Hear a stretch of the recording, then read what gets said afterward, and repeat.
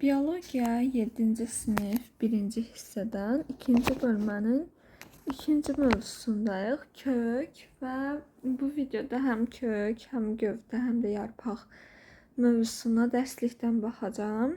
Gələn dəfədə burada bəzi hissələr az olduğu üçün həm burada bitki toxumaları yazılmayıb, həm də ki kök, gövdə və yarpağın bəzi hissələri burada yoxdur. Ona görə də gələn videoda güvənlə birlikdə birləşdirib qeydlərdə hamısını yazmışam. Yəni qeydlərdə güvənli götürürəm, dərsliyi də götürürəm.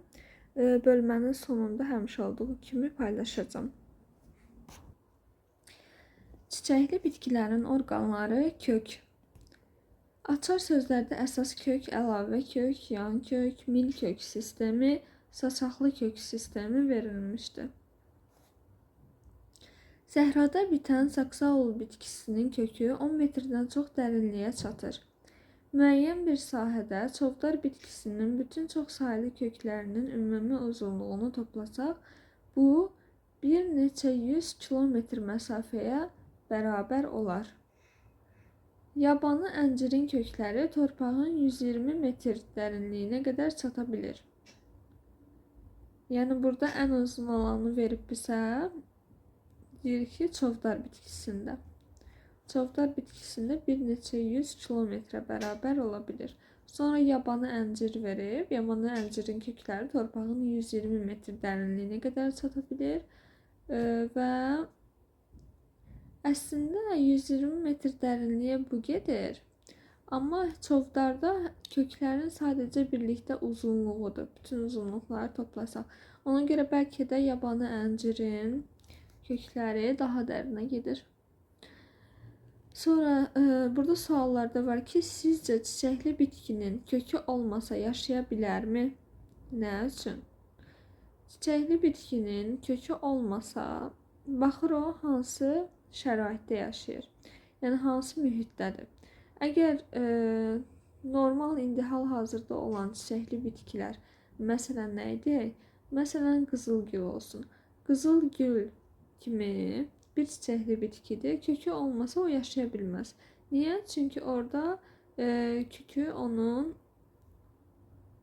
torpaqdan suyu almasını və torpağa bərkiməsini funksiyasını yerinə yetirir. Bunu daha çox dərsdə biləcəyik. Niyə kök haqqında ambar, nasos və lövbər anlayışlarından istifadə edə bilərik? Bunlar əslində dərsin araşdırma hissəsidir. Dərsin özündə daha yaxşı bilirik.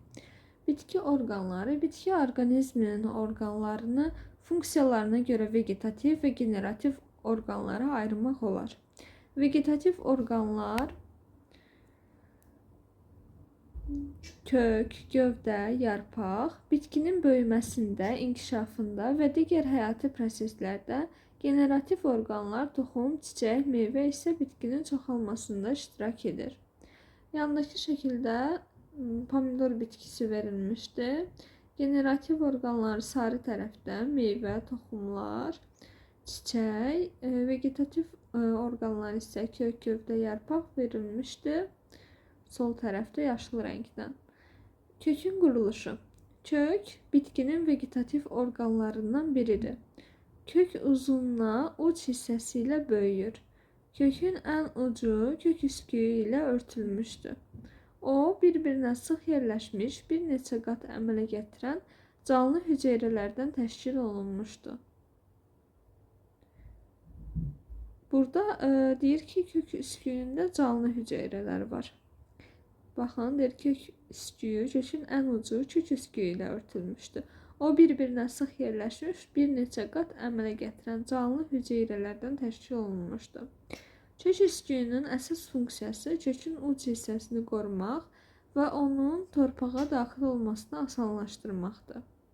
Onun məhv olan hüceyrələri vaxtaşırı törədici toxuma vasitəsilə bərpa olunur. Törədici toxuma hüceyrələri bölünərək kökün uzunluğa böyüməsini təmin edir. Sonra sağ tərəfdə bizə kök ucunu göstərmişdi. Burada əmici tellər. Sonra kök üsküyünün üzərində isə törədici toxuma hüceyrələri göstərilmişdi ki, yəni nə vaxt ki kök üsküyündən tez-tez axı hüceyrələr məhv olur. Məhv olduqca törədici toxuma vasitəsilə yenilənir. Burada da sitoplazma, vakol, nüvə verilib. Bu da əmici tellər olmalıdır. Burada əmici telləri verib yəqin ki. Bunu dəqiqləşdirib deyəcəm ki, bu hissədə, yəni solda sitoplazma, vakol, nüvə nəyin hüceyrəsidir? Bəlkə də sadəcə ümumi kökdə belədir hamısında. Əmici tellərdə məsələn bundan əvvəlki mövzuda qeyd etmişdik ki, leykoplastlar var. Xloroplastlar olmur. Belə bir şey yazılmışdı. İndi burada o göstərilməyib. Ona görə də əmin deyiləm ki, bu şəkil nəyə aiddir. Onu araşdırıb deyəcəm. Burada fəaliyyət hissəsində lazımlı bir şey yoxdur öyrənmək üçün. Sonra kök bitkinin yeraltı orqanıdır. Bitkinin bütün kökləri onun kök sistemini təşkil edir.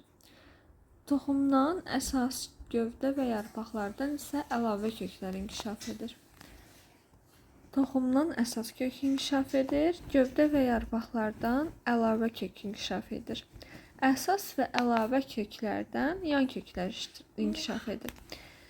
Yan köklər digər başqa köklərdən çıxır. Əsas kök yalnız toxumdan çıxır. Gövdə yarpaqlardan isə əlavə köklər inkişaf edir. Əsas və əlavə köklərin inkişafından asılı olaraq əsasən mil və saçaqlı kök sistemləri ayırd olunur. Mil kök sistemini yaxşı inkişaf etmiş əsas kökü və yan kökləri var. Saçaqlı kök sistemi olan bitkilərdə əsas kök aydın seçilmir və ya olmur. Sonra burada şəkildə mil kök sistemi olan bitkilər verilmişdir. Burada əsas kök aydın şəkildə seçilir. Saçaqlı kök sistemi olan bitkilərdə isə əsas kök aydın şəkildə seçilmir. Və qeyd olunmuşdur ki, olmaya da bilər. Əsas kök saçaqlı kök sistemində olmaya da bilər. Düşün, müzakirə et hissəsinə yazılıb ki, köklər ağac budaqları kimi yerin altında budaqlanır və ya şaxələnir. Nə üçün? Bu da o səbəbdəndir ki, su daha çox olan yeri tapmağa çalışır, bir də torpağa daha çox bərkimək üçün. Burada da elə daha sonraki abzasda bunun səbəbi daha aydın yazılmışdır. Bitkilərin kök sistemi bir çox funksiyaları yerinə yetirir. İlk növbədə köklər bitkini torpağa bərkidir və müəyyən bir vəziyyətdə saxlayır. Bu funksiya ağac və kollar üçün xüsusilə əhəmiyyətlidir. Köklər vasitəsilə bitkinin torpaqdan qidalanması təmin olunur. Su və suda həll olmuş mineral maddələr orqanizmə daxil olur. Bəzi bitkilərdə yerkökü, turp, çuğundur, georgində ehtiyat qida maddələri kökdə toplanır. Meşədə bəzi ağacların kökləri papaxlı göbələklərin yeraltı hissələri ilə birləşərək onlarla mikorizə əmələ gətirir. Bu əlaqə nəticəsində göbələk bitkidə əmələ gələn qidalı maddələri alır, özü isə bitkinin torpaqdan su və mineral maddələrin sorulmasına və mənimsənilməsinə kömək edir. Bilirsinizmi? Mərkəzi Afrika və Hindistanda yerləşən banyan ağacının kökləri gövdədən inkişaf edərək yuxarıdan aşağıya doğru uzanır. Bu zaman banyan ağacı daha böyük örtük sahəsini əhatə edir. Beləcə gövdə ilə ayrılmaz hala gəlir. Bu ağacın kökləri ilə əhatə etdiyi sahə 1,5 hektardır. Açıqda qalan 3300 kökü var. Bu da hava kökləri adlanırdı, səhv eləmirəmsə. Yox, banyanda dayaq funksiyası yerinə yetirdiyi üçün dayaq kökləri adlanır. Hava kökləri isə səhləbdə olurdu. Yəni bir də deyirəm, dayaq köklər banyanda, hava köklər səhləbdə. Şəkildə verilmiş köklərin funksiyalarını müəyyən edin. Mil və saçaqlı kök sistemlərinin fərqləndirici xüsusiyyətləri hansılardır? Birinci baxaq kök sistemlərinə. Birincisində turpdur. Turp bitkisində elə əsas kök turpun özüdür. Ona görə də əsas kök seçildiyinə görə deyirik ki, bu milkök sistemidir. İkincidə milkök sistemi yeni görünür, üçüncüdə görünür. Dördüncüdə görünmədiyi üçün saçaqlı kök sistemidir, 5 milkök sistemidir. 6-da əslində çox da seçə bilmədim əsas kökü. Amma ki, lobya bitkisi olduğunu görürük. Lobya da ikiləpəli olduğu üçün, aşağı eləyim, lobya ikiləpəli olduğu üçün 6-da. O da ikiləpəlidir və milkök sistemidir. 7-də isə saçaqlı kök sistemidir. Taxıl olduğu üçün həm də seçə bilmirik ki, əsas kök hardadır. İkincidə suya qoyulmuş ətirşah budağından hansı köklər inkişaf edir? Suya qoyulmuş ətirşah budağından, budaq deyirsə, toxum demir, budaq deyir və yaxud da kök demir. Budaqdan da dedik, hansı köklər inkişaf edir? Əlavə köklər. Sonra keçirik 3-cü mövzuya. Çiçəkli bitkilərin orqanları gövdə. Burada da açar sözlərdə zoğ, buğum arası və tumurcuq verilmişdir. Bitkilərin gövdəsi müxtəlif vəziyyətdə ola bilər. Əksər ağac, kol və ot bitkiləri dikduran gövdəyə sahibdir. Sarmaşıq bitkilərin gövdəsi zəif olub, dayağa sarılaraq yuxarı qalxır. Sürünən bitkilərin gövdələri də dik dura bilmir. Yerin səthi boyunca uzanır. Sizcə bu bitkilərin gövdələrinin fərqli olması nə ilə bağlıdır? Bitki gövdələri hansı əsas funksiyaları yerinə yetirir?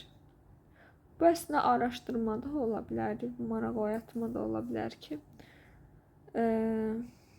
bitki gövdələri hansı əsas funksiyaları yerinə yetirir demişdir. İndi dərsdə də buna baxırıq. Bitkinin vegetativ orqanlarından biri də gövdədir. O, bitkinin həyatında vacib funksiyaları yerinə yetirir. Gövdə ilk növbədə bitkinin kökü ilə yarpaqları arasında əlaqə yaradır. Qidalı maddələri, su və suda həll olunmuş mineral maddələrin hərəkətini təmin edir. Bitkinin yerüstü hissəsini işığa doğru qaldıran gövdə özündə ehtiyat qida maddələri toplayır və ya vegetativ çoxalmada iştirak edir. Bitkiləri gövdənin quruluşuna görə 3 qrupa ayrılırlar. Ağaclar, kollar və otlar. Ağaclar gövdələri oduncaqlaşmış və hündür çoxillik bitkilərdir. Kol bitkilərində gövdə torpaq səthindən çıxanda budaqlanır. Kollar ağaclara nisbətən qısa gövdəli çoxillik bitkilərdir. Ot bitkilərinin gövdəsi adətən zəif olur və oduncaqlaşmır. 1 illik, 2 illik və çoxillik ot bitkilərinə rast gəlinir. Üzərində yarpaqlar və tumurcuqlar olan cavan gövdə zoğ adlanır. Aşağıda isə palıd və qoz ağacları, moruq, itburnu kolları, bağayarpağı və gicikən otu verilmişdir. Məsələn, gicitkən də əslində kola çox bənzəyir, birlikdə topa halında olanda. Sonra burada fəaliyyət hissəsində zoğun quruluşuna baxmaq verilmişdir. Suallarına baxaq, görə lazımlı nəsə var. Üzərində yarpaq yerləşən gövdə hissəsinin görünüşü necədir? Burada rəngini, görünüşünü yazırıq. Sonra zoğun uc hissəsində nə yerləşir? Zoğun uc hissəsində təpə tumurcuğu yerləşə bilər. Buradakı şəkildə görə bilmirəm tam nədir. Müşahidə etdiyiniz zoğ hissəsində yarpaqlar necə yerləşmişdir?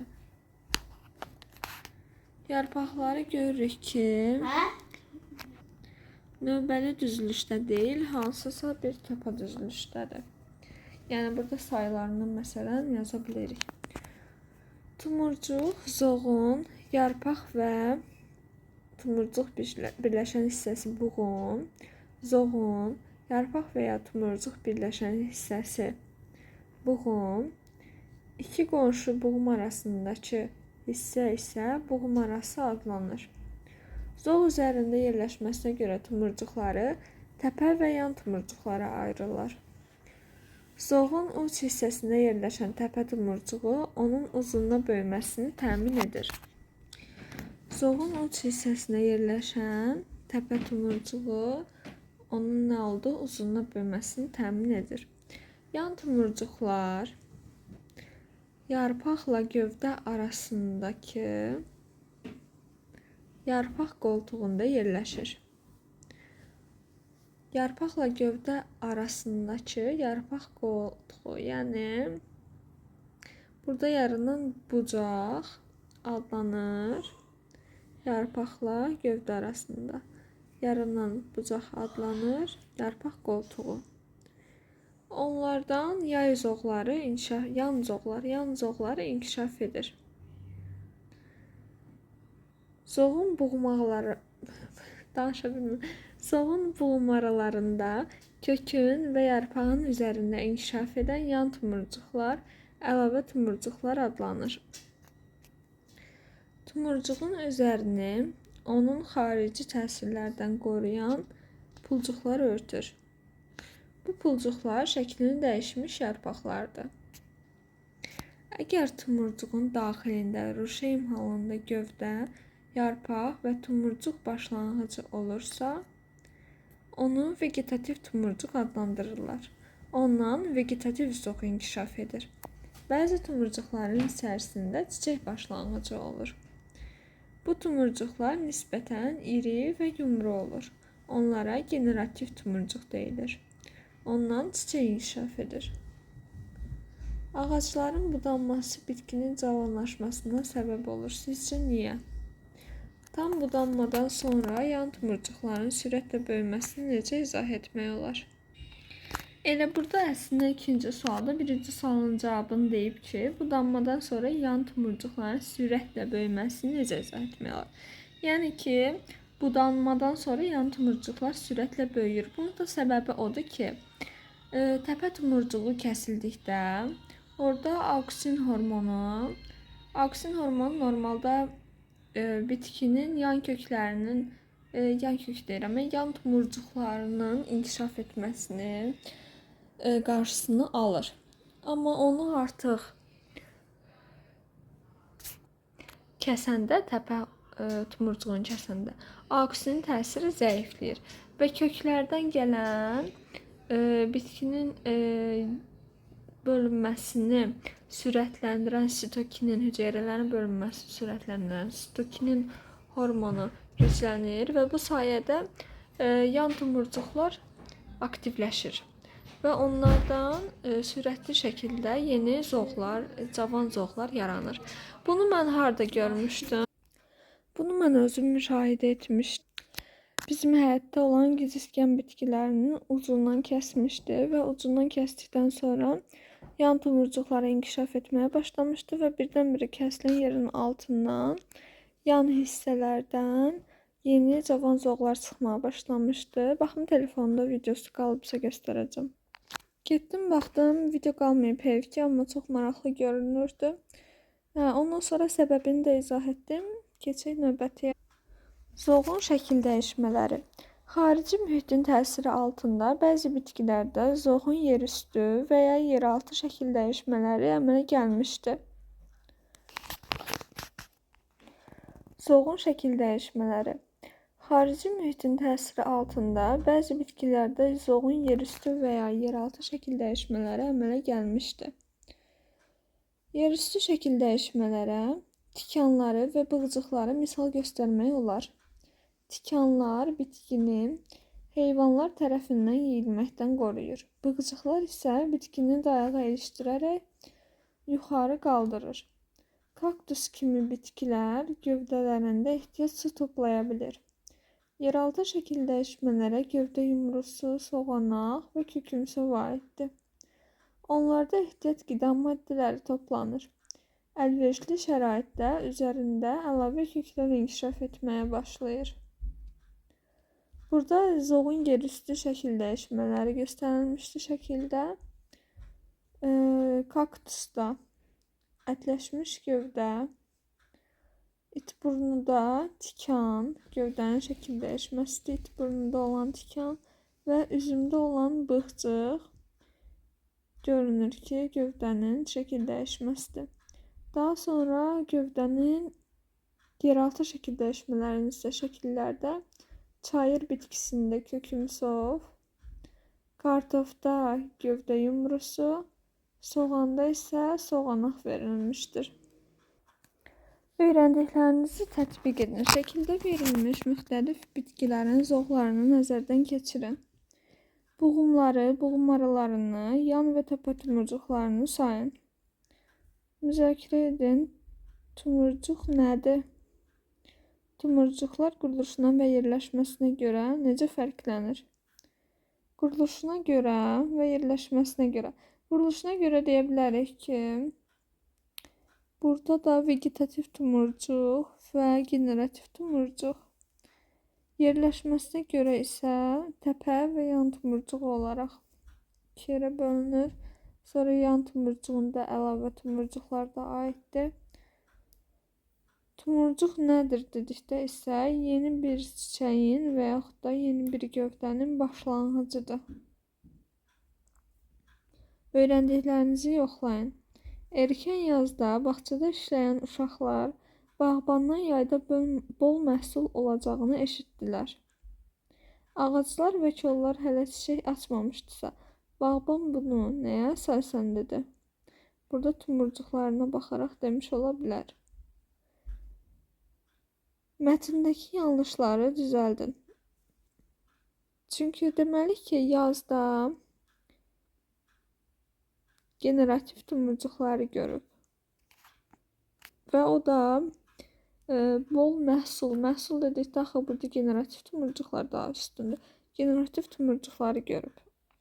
Amma yekun olaraq elə bir anlayış yoxdur ki, yazda inkişaf etsin təkcə generativ tumurcuqlar, yəni həm vegetativ, həm generativ tumurcuqlar yazda inkişaf edir. Sadəcə ola bilər ki, bağban görsün ki, orada girdə tumurcuqları və yaxud da ümumi tumurcuqların sayına görə bunu düşünmüş ola bilər. İkinci sualda mətndəki yanlışları düzəldin, nəticənizi əsaslandırın. Gövdə yumrusu şəklini dəyişmiş, nazik gövdəli, tərkibində ehtiyat maddələr toplanmış zoğdur. Gövdə yumruları yerkökü və çıxundur bitkilərində əmələ gəlir. Gövdə yumruları hansı bitkidə əmələ gəlirdi? Kartof bitkisində. Və bir yanlış da burada ehtiyat qida maddəsi toplayırsa, ona nazik gövdəli deyə bilmərik. Bir də bu nazik gövdəli ifadəsini dəyişə bilərik. Çünki tərkibinə nişasta toplayır. Ümumiyyətlə, ehtiyat qida maddəsi topladığı üçün bunu deyə bilmərik. Keçirik bu bölmənin sonuncu mövzusuna. Çiçəkli bitkilərin orqanları, yarpaq. Sadə yarpaqlar, mürəkkəb yarpaqlar, yarpaq düzülüşü açar sözlərdir burada. Ölçüsünə görə ən iri yarpaqlı bitki Amazon çayında yerləşən nəhəng suzan bağıdır. Diametri 2 metrə qədər olan bu yarpaqlar 40-50 kiloqrama qədər ağırlığa tab gətirə bilir. Rafia palmasının yarpaqlarının uzunluğu 25 metrə çatır. Bataqlıq sugürü bitkisinin yarpaqlarının eni və uzunluğu təqribən 3-4 millimetrdir. Ölçülərinin müxtəlifliyinə baxmayaraq, bütün bitkilərin yarpaqları oxşar funksiyalar yerinə yetirir. Yarpaq zoğdan inkişaf edən vegetativ orqandır. O, bitkidə fotosintez və suyun buxarlanması kimi mühüm funksiyaları yerinə yetirir. Əksər bitkilərin yarpaqları yaşıl rəngli olur. Yarpaq aya və saplaqdan təşkil olunmuşdur. Yəni aya və saplaq yarpağın hissələridir. Saplaq yarpaqdan ayrı deyil. Aya və saplaq ikisi birlikdə yarpaqdır.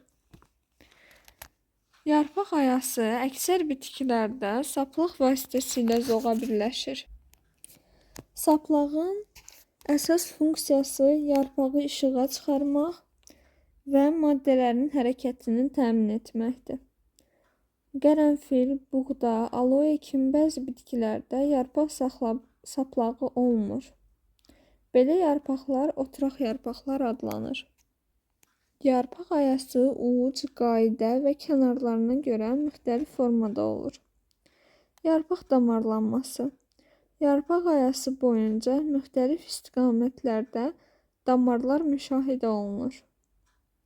Damarlar su və qida maddələrinin daşınmasında iştirak edir. Eyni zamanda dayaq funksiyasını yerinə yetirir. Bitkilərdə müxtəlif damarlanma növü ayırd edilir. Paralel damarlanma, iri damarlar yarpaq ayasında bir-birinə paralel yerləşmiş şəkildə olur. Belə damarlanma buğda, qamış kimi bitkilərdə bu yarpaqlarında müşahidə olunur. Yəni taxıl bitkiləri deyə bilərik. Burada sağ tərəfdə həm aya hissəsində, həm aya uclarında, aya kənarlarında, aya uclarında, həm də aya qaydasında olan müxtəlifliklər göstərilmişdir. Bunda həm də buradan bilirik ki, aya kənarları hansı hissəyə deyilir, aya ucu hansı hissədir, aya qaydası hansı hissədir. Aya qaydası saplağa yaxın olan hissədir. Sonra burada yazılıb ki, çınar, üzüm, palıd bitkilərinin yarpaqlarına torvari damarlanma məxsusdur. Bu halda damarlar yarpaq ayasında tor şəklində görünür. Sol tərəfdə isə həm paralel, həm torvari damarlanmaya nümunə olaraq sxem və yarpaq şəkilləri verilmişdir. Saplaq üzərində müxtəlif sayda yarpaq ayası ola bilər. Əgər saplaq üzərində bir yarpaq ayası varsa, belə yarpaqlar sadə, bir neçə yarpaq ayası olarsa, mürəkkəb yarpaqlar adlanır.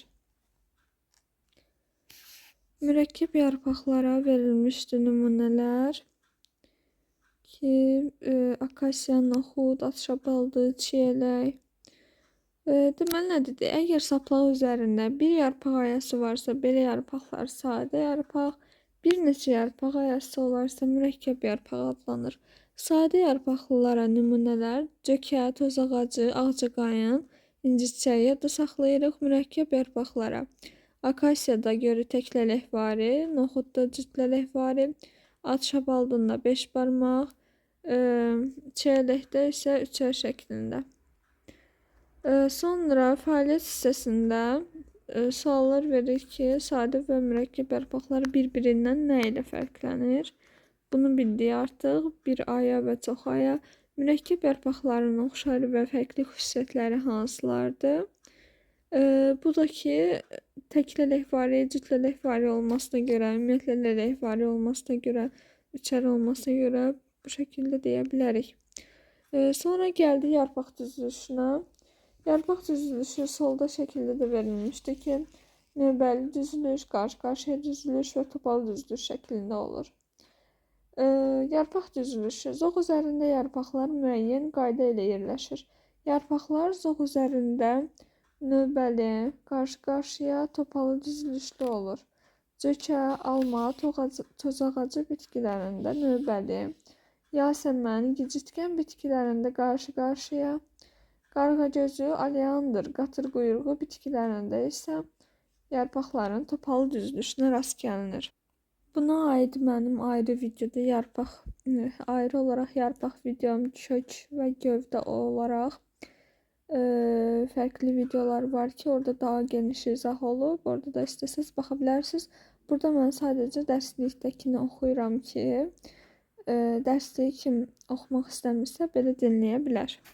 Həm orada qeydləri, xüsusi yerləri deyirəm.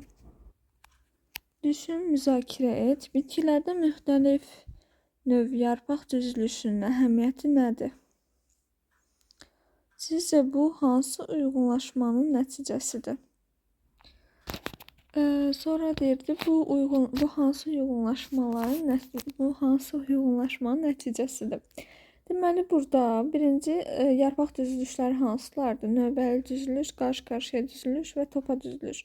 Əgər o bitkilərə fikir versək, məsələn, növbəli düzülüşdə alma bitkisindəyik.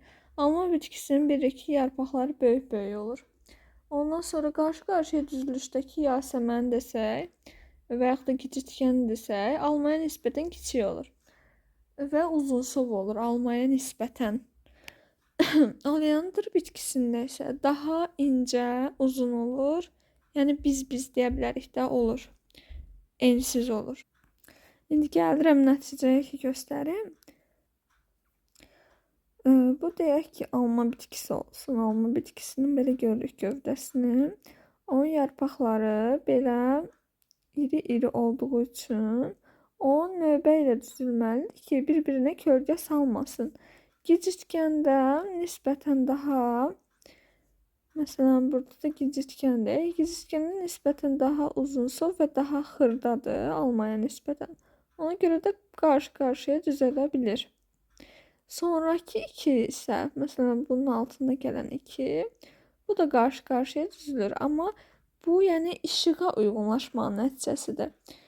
Növbəli düzüldükdə almada yalnız o zaman olur ki, bu kölgələnmənin qarşısını alsın və bütün yarpaqlar işıqlansın.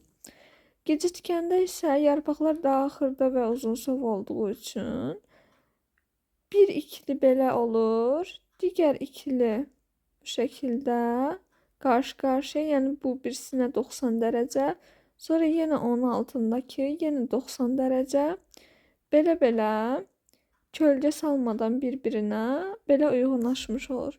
Oleander bitkisində isə necə olur? Artıq bunlarda yarpaqlar belə çox xırda olur. Xırda dedikdə, yəni uzunsov biz olur.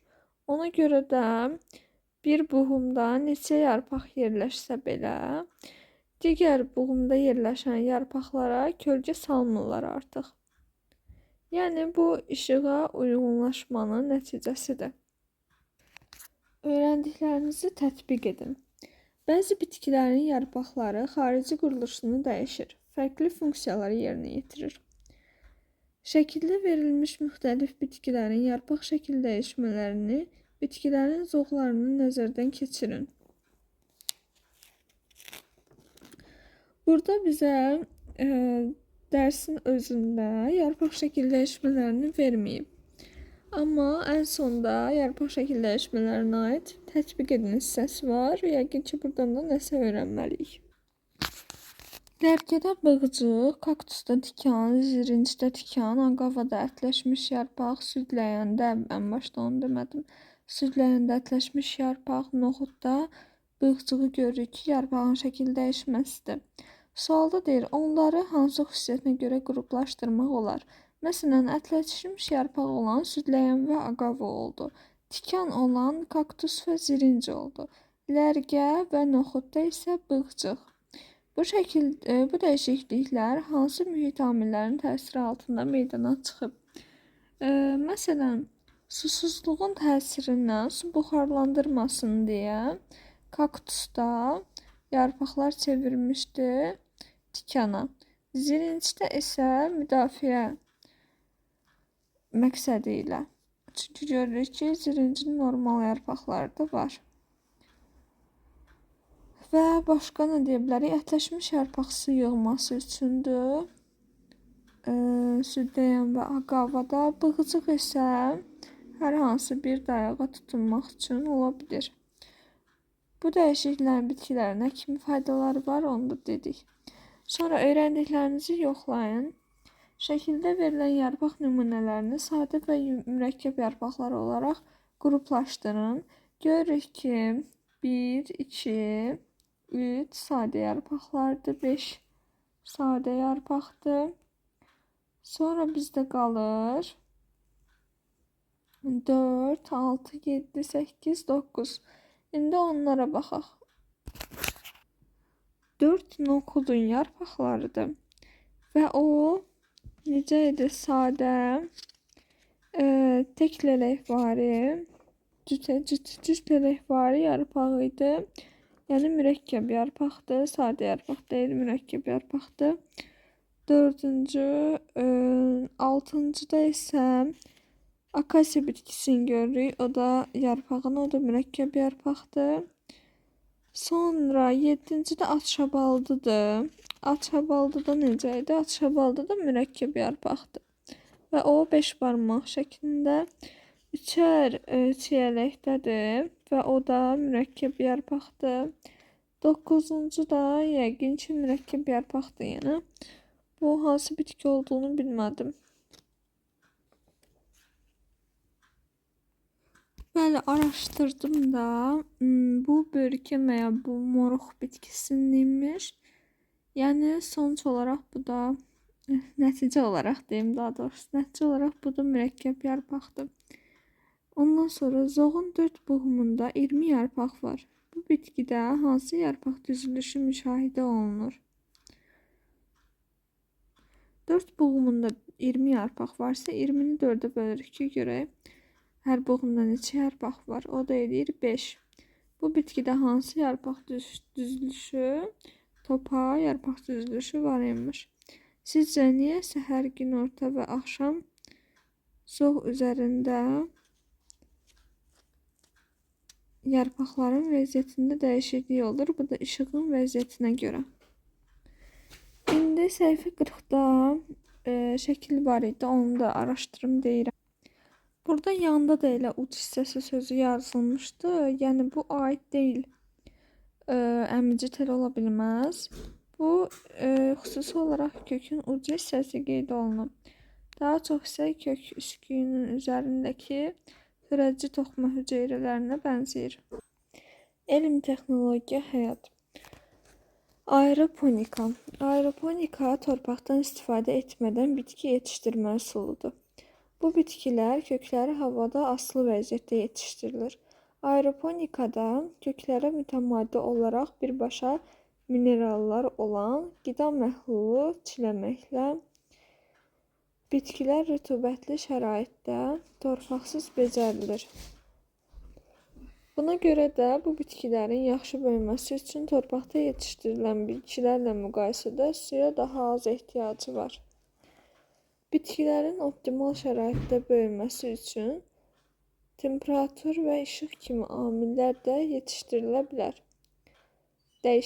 bilər. Bu, onların daha sürətli və uğurla yetişdirilməsinə imkan verir. Bitkilər bir neçə qat rəflərdən də yetişdirilə bilər.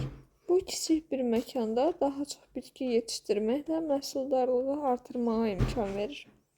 Yan hissədə isə aeroponika üsulu ilə yetişdirilmiş kartof bitkisi göstərilmişdir.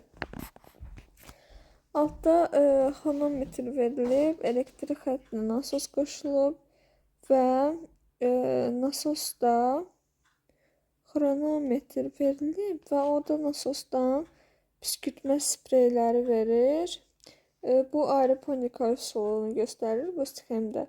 Bitkinin kökləri görünür ki, havadan asılı vəziyyətdə qalıb. Ondan püskürtmə spreyləri vasitəsilə xüsusi maye ilə qidalandırılır və salda isə işıq, rütubət və temperatur nəzarət olunur nəzarət sistemi vasitəsilə. Burada şəkildə. Xülasə. Xülasə hissəsində yuxarıda bitki, aşağıda isə heyvan nümunəsində göstərilib. Hüceyrələr, daha sonra toxuma. Məsələn, altda verilmişdi hüceyrə hissəsində əzələ hüceyrəsi. Daha sonra əzələ toxuması, sonra böyrək verilib.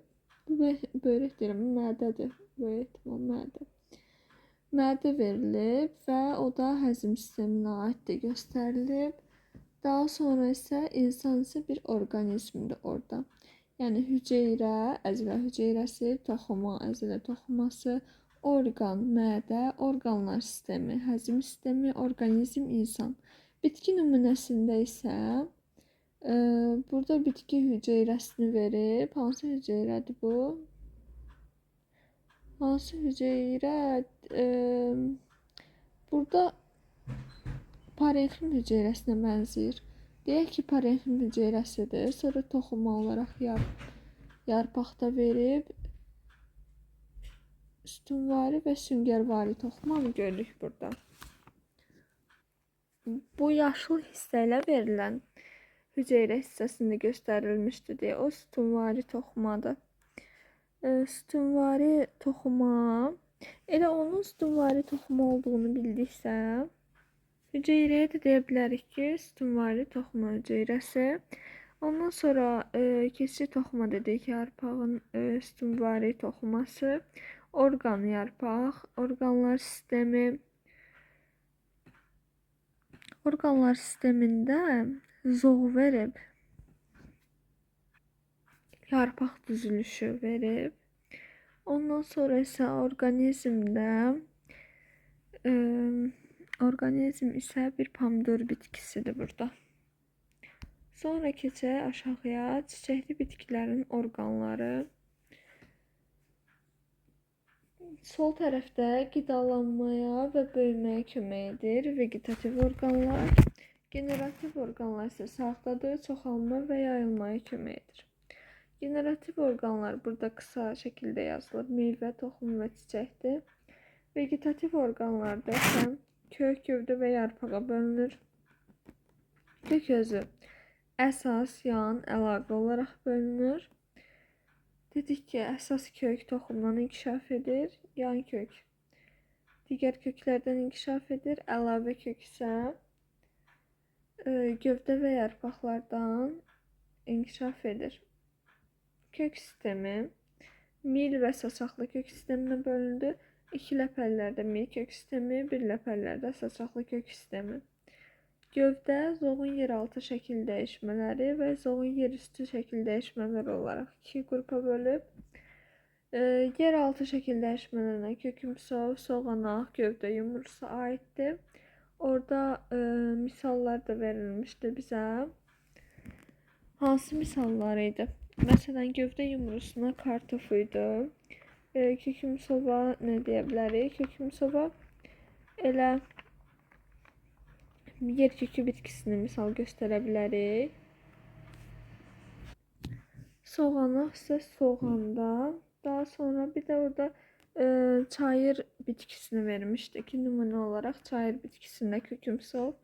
Sonra zoğun yerüstü şəkil dəyişmələrinə tikan və bığcıq. Bu da hansılardır dedik? İtburnuda tikan, itburnu tikanı, üzümün bığcığı, gövdənin şəkil dəyişməsidir. Yarpağı keçirik. Yarpaqda bir də deyirəm, hansılar oldu gövdədə?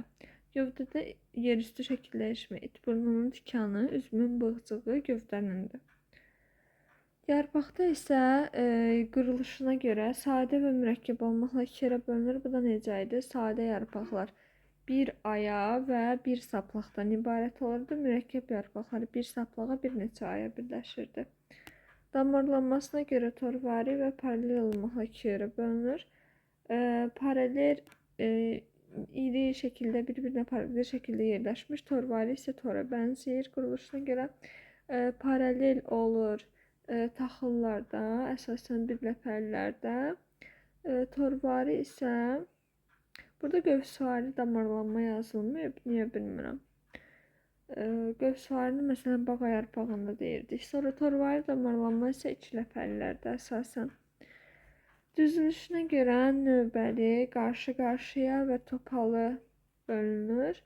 Növbəliyə alma, sonra nə demişdik? Alma dedik, cökə dedik.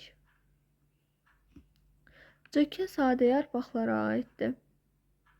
Həm də növbəli yarpağa aiddir. Toz ağacı, növbəli yarpaq, yenə alma, növbəli yarpaq.